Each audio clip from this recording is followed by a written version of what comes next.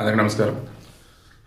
Morning news చూసి చూడగానే ఎందుకైనా మంచిది మన ఆడపిల్ల మన హైదరాబాదు కొంచెం ఆగుదాం, ప్రాపర్ డీటెయిల్స్ వచ్చాక ఇద్దామని చెప్పేసి జస్ట్ ఇందాక వాళ్ళ నాన్నగారు రెస్పాండ్ అయ్యారు, ఆనంద్ గారు. ఈలో పోలీసులు కూడా అప్డేట్ ఇచ్చారు. అమెరికాలో మేరీల్యాండ్ ఏరియాలో ఉంటుంది కాలేమీలో ఒక చోట అపార్ట్మెంట్స్. అర్జున్ శర్మ అని చెప్పేసి ఒకటి ఫ్లాట్లో ఈ అమ్మాయి కనిపించింది. దాని అంతా రాసింది ఏంటి, లవర్ని కలవటానికి వెళ్ళింది, వాడు ఆ అమ్మాయిని చంపేసి వెళ్ళిపోయాడు. ఇప్పుడు తెలిసిందేంటి, వాడు లవర్ కాదు, ఆ అమ్మాయి ఫ్రెండ్. గతంలో ఆ అమ్మాయితో పాటు రూమ్లో ఉన్నాడు. ఈ అమ్మాయి అమెరికా వెళ్ళి 4 సంవత్సరాలు చదువు అయిపోయింది, ఉద్యోగం చేస్తుంది నిఖితం. మన హైదరాబాద్లో లాలాపేట చెందినటువంటి అమ్మాయి. దెన్ చదువుకోవడానికి వెళ్ళిన కొత్తలో అక్కడ అబ్బాయిలు అమ్మాయిలు కలిసే ఉంటారు, రూమ్ షేరింగ్ అన్నట్టు, లైక్ అన్ని జాగ్రత్తగా. అలా అప్పుడు వాళ్ళతో పాటు అర్జున్ శర్మ, ఆడు తమిళనాడు. సరే వెళ్ళడం మధ్యలో ఈ అవసరం అన్నప్పుడు మొత్తానికి వాడికి ఒక $4,000 ఇచ్చాను. సో మన కరెన్సీలో ఎట్టలేదన్నా సరే దగ్గర ఒక 3.5 లక్షలు చిల్లర వేసుకోవచ్చు. సరే 3 లక్షలు వేసుకుందాం, ఓకే. సరే ఏమైంది, డబ్బులు ఇమ్మని చెప్పేసి అడిగింది. లేవు, ఇస్తాను అంటున్నాడు. మన డిసెంబర్ 31 రోజు వాళ్ళ నాన్నగారితో మాట్లాడింది, హ్యాపీ న్యూ ఇయర్ చెప్పింది, అంత బాగుంది. ఇక అమ్మాయి ఫ్రెండ్స్ కూడా ఉన్నారు, ఓకే, అంతా సెలబ్రేట్ చేస్తున్న మూమెంట్లో సరే డబ్బులు ఇస్తా అంటున్నాడు కదా, వెళ్ళి కలెక్ట్ చేసుకో అని చెప్పేసి అలా అంటాం. ఈ అమ్మాయి కూడా నిజమే కదా, వాడిని ఎప్పటి నుంచి అడుగుతుందని ఇస్తా అంటున్నాడు కదా, వెళ్తా అని చెప్పేసి వెళ్ళింది. దెన్ ఫైనల్లీ వాడు $3,500 మాత్రం ఇచ్చాడంట. ఇక ఆ తర్వాత మిగతా $1,000 కూడా బ్యాలెన్స్ ఇవ్వరా బాబు అంటే ఇక గొడవ పెట్టేసుకొని ఘోరగా అమ్మాయిని చంపేసి ఆ డబ్బులు కూడా వీటికి ట్రాన్స్ఫర్ పెట్టి ఇచ్చుకోసుకొని ఇక ఆ అమ్మాయిని రూమ్లోనే ఉంచేసాడు. ఇదంతా జరిగింది 31 నైట్, రేపు 1 వచ్చినప్పుడు అనమాట. వాడు ఇంకా అమ్మాయిని ఏం చేయలేటని తటపడించి అలాగే రూమ్లోనే ఉంచాడు బాడీని. 1 డే ఉన్నాడు. ఇక 2వ తారీఖు ఇక టికెట్లు అవన్నీ బుక్ చేసేసుకున్నాడు. ఆల్రెడీ అమ్మాయి దగ్గర డబ్బులు వచ్చేసినాయి కదా, ఆ డబ్బులతో ఎంత ఒక మహా అయితే 50,000 60,000 మహా అయితే 1,00,000 వచ్చేయచ్చు ఇండియాకి. దెన్ మిగతా డబ్బులతో ఎడకొచ్చేది ఒకటి చేయొచ్చు అనుకున్నాడు. పోలీసు దగ్గరికి వెళ్ళాడు. ఇలా మా ఫ్రెండ్ తాను కనపడతలేదు, మా ఫ్రెండ్స్ చెప్తున్నారు, ఈవెన్ నేను కూడా మొత్తం చెక్ చేసి అక్కడ కనపడుతుందని చెప్పేసి కేసు ఫైల్ చేశాడు. దెన్ కేసు ఫైల్ చేసిన పోలీసులు వచ్చేసి డీటెయిల్స్ మొత్తం నోట్ చేసుకున్నారు.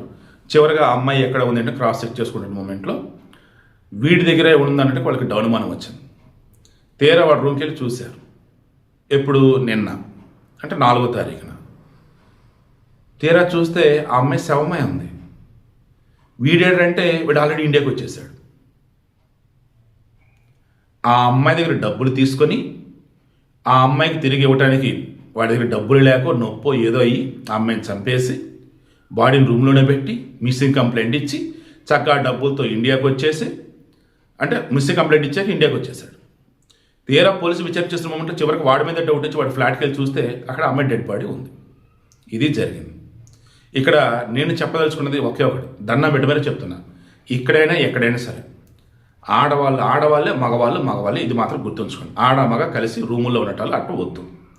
తర్వాత మరలా చెప్తున్నా, డబ్బు విషయంలో డబ్బు విషయంలో మీరు ఎవరికన్నా ఇస్తే పోనీ ఇచ్చే ముందు ఒకటే మైండ్లో పెట్టుకోండి, ఆ డబ్బు మీకు తిరిగి రాకపోయినా మీరు తట్టుకోగలరా, అప్పుడే వాళ్ళకి డబ్బులు ఇవ్వండి. అది రూపాయ, ₹1,00,00,000 మీ ఇష్టం, ఎంతైనా సరే అది రాకపోయినా మీరు తట్టుకోగలమనుకుంటుంటే డబ్బులు, లేదంటే ఇవ్వద్దు. ఓపెన్ నీ మాట ఏమనుకోవద్దు, ఏం పర్లే. అంచెనిష్ఠురం కన్నా ఆది నిష్ఠురం మేలు. ఏంటి అదే మొదట చెప్పండి, లేవనో లేదా నాకు కుదరదు, నాకు కావాలని ఏదో చెప్పేసాను. సో మీ దగ్గర ఉన్నటువంటి ₹100 పర్లేదు, ఫ్రెండే కదా, సర్లే ఇస్తే ఇచ్చాడు, ఓ 10 ఇవ్వాడు, ఇస్తాడన్న నమ్మకం మీద ఇస్తున్నాం, ఓ ₹10 ఇవ్వండి. వాడు ఇవ్వట్లేదు, సతాయిస్తున్నాడు, చాలు, ఇంకా అక్కడ ₹10 వాడిని వదిలేసాడు. ఇంకంతే, చాలా డబ్బు నీకో దండం, చాలమ్మ నీకో దండం, చాలా ఇంకా వదిలేసాడు. ₹10తో దరిద్రం పోయింది అనుకోండి, అంతే తప్ప మీ దగ్గర ₹100 ₹90 వాడికి ఇచ్చేసి వాడు ఎప్పుడు ఇస్తాడు ఎప్పుడు ఎదురు చూడటం అంటే అదొక పిచ్చితనం. అది కళలో కూడా చేయకండి అంట. నేను బాబు అనుభవించిందే చెప్తున్నాను అయ్యా. నేను ఎవరికైనా డబ్బులు ఇచ్చినప్పుడు మ్యాక్సిమం ఇవ్వను, ఒకరిని ఇచ్చేటప్పుడు క్రాస్ చెక్ చేసుకుంటా, అన్ని క్రాస్ చెక్ చేసుకుని ఓకేలే, ఇంకా నమ్మకంలే అని ఇద్దాం అనుకున్నప్పుడు ఒకటి ఆలోచిస్తా, ఆ డబ్బులు వాళ్ళు ఇవ్వకపోయినా తట్టుకునే శక్తి నాకు ఉండాలి. ఇస్తారని నమ్మకమే, వాళ్ళు ఇవ్వలేకపోయినా తట్టుకునే శక్తి నాకు ఉండాలి.